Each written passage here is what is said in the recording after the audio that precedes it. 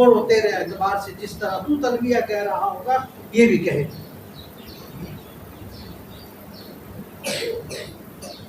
اس وجہ سے ان ایام میں جو حج کے لیے نہیں گئے ان کے لیے ایک تکبیر اللہ اکبر لا الہ الا اللہ اکبر وللہ الحمد، اس کا اہتمام خوب کیا گیا.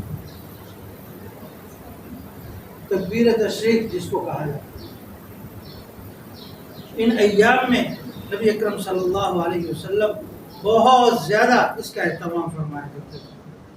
اور اسی طریقے سے 9 ذی الحجہ کا روزہ یہ رکھا جائے، آپ علیہ السلام اس کا اہتمام فرماتے.